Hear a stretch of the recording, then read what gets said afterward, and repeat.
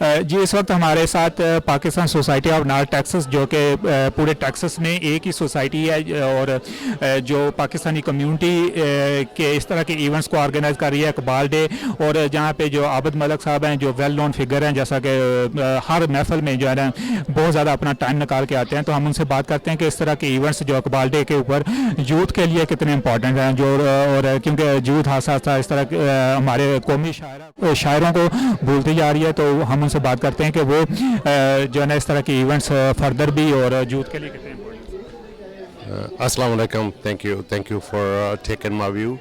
ये जो आज का दिन है असल में पूरा नवंबर ही चलता रहता है। ये इकबाल डे के हवाले से ये हमने असल अदब बस्ती ने ये अरेंज किया था, मुझे भी इनवाइट किया था तो मैं भी हाज़िर हुआ हूँ।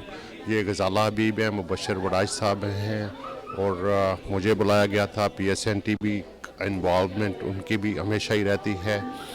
तो ये बहुत अच्छा इवेंट हुआ है। मैं तमाम ऑर्गेनाइज़र को मुबारकबाद देता हूँ। इस तरह का इवेंट हर जगह पे होना चाहिए हमारे यूथ के लिए, हमारे बच्चों को स्पेशली ये चीज़ें पता होनी चाहिए कि हमारे बुज़ुर्गों के नाम क्या है, उनकी तारीख़ पैदाइश क्या है, कहाँ पे पैदा हुए, और ये हमारे फ्यूचर के लिए ये बहुत अच्छा है। हम सबको ये चीज़ें याद रखनी चाहिए, हमारा फर्ज बन जी। और इस तरह के इवेंट्स को आप जो है ना और भी आपका इरादा है इस तरह के इवेंट्स? बिल्कुल, हमेशा ही हमारा पाकिस्तान डे होता है, 14 अगस्त होता है और इकबाल डे होता है।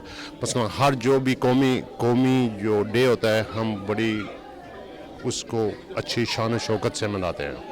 जी बहुत बहुत शुक्रिया आबिद मलिक साहब। इंशाल्लाह ताला इस तरह के इवेंट्स करते रहें ताकि जो है ना हमारी यूथ हमारे कौमी हीरोज़ को ना भूले। Thank you. बहुत शुक्रिया चलता TV, थैंक यू।